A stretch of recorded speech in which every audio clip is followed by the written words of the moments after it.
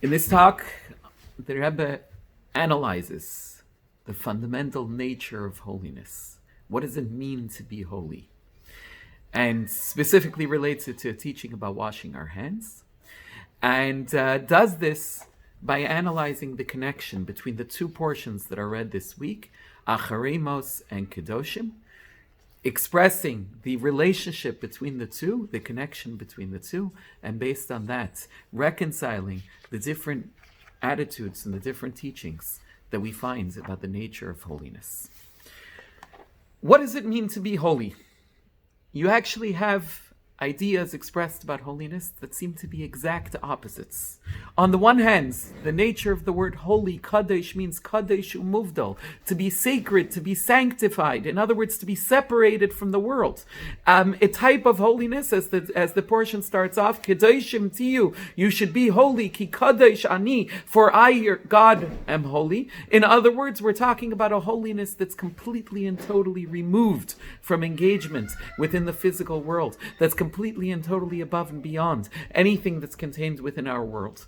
On the other hand, the Talmud tells us on another verse in the parsha, "V'hiskadishtem," you should sanctify yourselves. "Ki v'yisem kedoshim," and you shall be holy. Says the Gemara, "V'hiskadishtem," you shall sanctify yourself. That's a reference to mayim rishonim, to washing our hands before a meal. V'yisem kedoshim, and you should be sanctified. That's a reference to mayim achronim, to the water, to the washing at the end of the meal. In other words, sanctity is expressed in simple physical things, eating and drinking. And there too, the Torah tells us, Ki Kadesh Ani. Why? For I, Hashem, your God, am holy. How do we reconcile these two different ideals of holiness?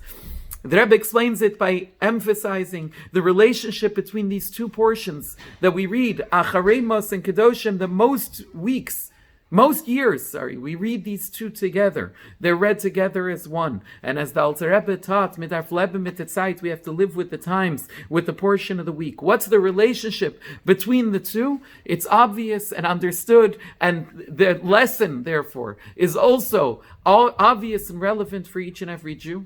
Acharei, the first portion, begins with the height of holiness, in space, in time, and in person. Olam, Shana, Nefesh, world, year, and soul. In other words, it begins by telling us about the service of the high priest, of the Kohen Gadol, the holiest of all people, in the Kodesh HaKadoshim, in the Holy of Holies, in the holiest of places, on the holiest of times, on Yom Kippur, on the holiest day of the year.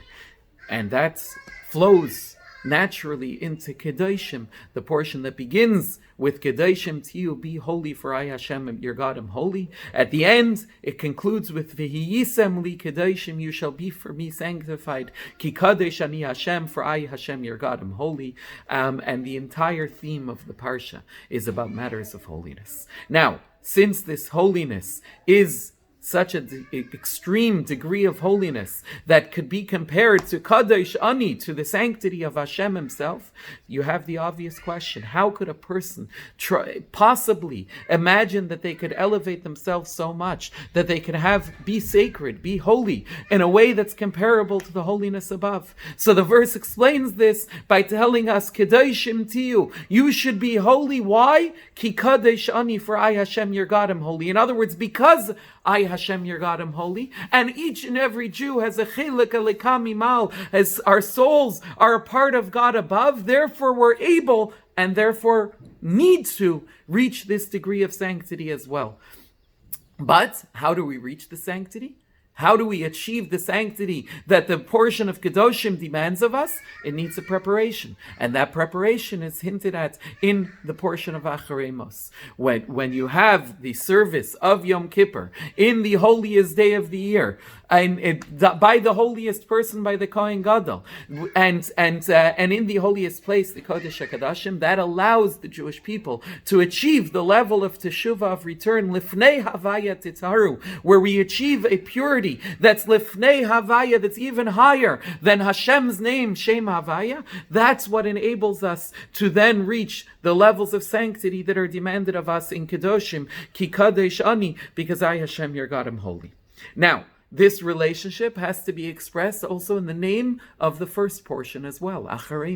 What's the connection to Acharei? Acharei means after the passing. It deals with after the passing of the two sons of Aaron, Nadav and Avihu. Why did they pass away? Bekarvasam lifnei Hashem, when they became close before Hashem. What does that mean? Chassidus explains, as based on the teachings of the Or HaChaim, that Bekarvasam lifnei Hashem means that the two sons of Aaron, Nadav and Avihu, reached such a degree of closeness to Hashem, of desire, of love, that was so intense, that was so overwhelming, that their souls simply ceased to exist within their bodies. They reached close nefesh, the complete seizing, the soul ascending on high, because it could no longer be held back from that great thirst and yearning for Hashem. And that's what the Torah tells us. Acharei mos, after the passing of the two sons of Aaron. In other words, a person might think, if a person has already reached such a level, such a death, is such a ceasing to exist within the physical body, because they've been consumed by a fiery love for Hashem, they might think, what more could there possibly be to do? I've achieved the ultimate. I've achieved everything that could possibly be done. Says the Torah, no, Acharei mos, even after this, there's still work to be done. Why? Because this is still a limitation. And the person's capacity for sanctity, the person's capacity for closeness to Hashem is unlimited, is infinite, and therefore we should never be satisfied, even with such an intense degree of holiness, of mos, that was expressed by the sons of Aaron. But even after that, we have to keep on going higher and higher until we reach the level of Kedoshim that expresses the infinite, unlimited sanctity and connection to Hashem, because it derives from Ki Kadosh Ani, for I, Hashem, your God, am holy. Kedushasi l'mayla mikdushaschem. My sanctity is higher than your sanctity, says God, because God's sanctity is an expression of His infinite nature, the Ein Sof, and that's the degree of holiness that inspires us to keep on reaching higher and higher. And this is the lesson for each and every Jewish man and woman. We can never be satisfied with whatever we've accomplished, even if we think we've reached a level of service of Hashem that's extreme, like the sons of Aaron. We still have to keep on going higher in the levels of Kedusha and the levels of sanctity. And we keep, even after the level of Acharei mos, even if we've achieved, like the sons of Aaron, this ultimate degree of connection, of yearning, of strength, of commitments to Hashem, that still we have to continue to reach higher to Kedoshim Tiyu. Be sanctified, be holy, be even holier, Ki Kadosh Ani. Because God is infinitely holy, we have the capacity to reach higher and higher in infinite holiness. Not only that, but we can't even go in an incremental fashion, in an orderly fashion of growth from step to step. When you have rings of a chain or steps on a ladder, each one is connected to the one that came before it. And therefore, even if the chain is extremely, extremely long, the highest link in the chain is still, because it's connected to the one below it, and it's connected to the one below it, it's still connected to the very lowest chain. Same with steps on a ladder. The highest possible step is still connected to the lowest step. When we want to achieve this infinite degree of elevation in our degree of sanctity and connection, Acharei, after we've achieved everything that's described in the first portion, the only way we could do this is by elevating in fashions that are completely exponential growth, that are completely not only exponential but incomparable and complete leap, a quantum leap from the previous degree, from the previous level. According to this, says the Rabbi, we understand why these portions are read generally in this time immediately after the holiday of Pesach, between Pesach and Shavuos, because of that connection. Yetzias Mitzrayim, the Exodus from Egypt, was that complete and total leap, leaving completely and totally the situation before, both physically, me'avdus, from servitude, lecheros, to true freedom, and spiritually, me'afela, from darkness, la'ergadel, to a great night, to a great light, and kol dar v'dar, in every single generation, and b'chol yom v'yom, in every single day, a person is obligated to see themselves as if Ki'ilu hayoim yatzam mitzrayim, as if today they left Egypt. In other words, each and every day we have to experience again that quantum leap, that whatever we achieved yesterday, today is a Mitzrayim. Today would be a limitation and a boundary that compared to our potential, what we're capable of doing today.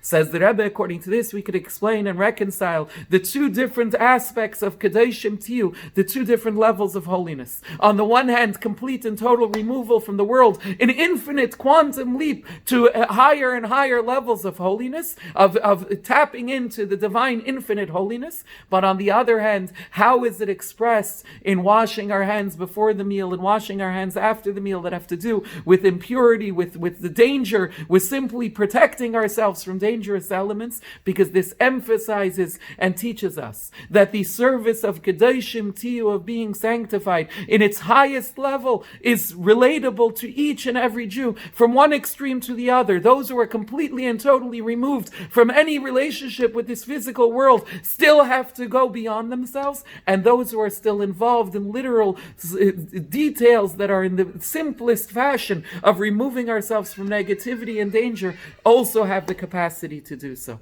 And this is the lesson of the Alter Rebbe, Leben mit der Zeit, to allow us to live with the time, that in this time when we read the portions of Acharei and Kedoshim, they have this lesson for each and every Jew. To the person who's on the highest level should recognize that he's never achieved enough. He should never stop moving, never stop elevating even higher in his divine service. And those who are extremely distant from that level should never give up and think, I can't possibly ascend in holiness. I can just stop and remain where I am. No, I have to recognize that I too can go up elevation after elevation to an incomparable elevation, much, much higher, to all the way to the level ultimately of Kedushasi, Lamaila Miktushaschem. My sanctity, God says, is higher than your sanctity, but there's another way of reading that.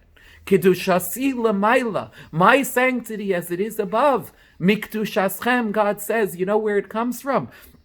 It comes from Kedushas, from your sanctity, from your work, from the work of the Jewish people, to elevate ourselves, as the Maggid of Mezrich explained, Dama lamayla mimcha. Know what is above you. He interpreted Dama lamayla. Know that all that is above, all that is lamayla, mimcha. Ultimately, it comes from you. It comes from what you, the Jewish people, do in your work to become closer to Hashem.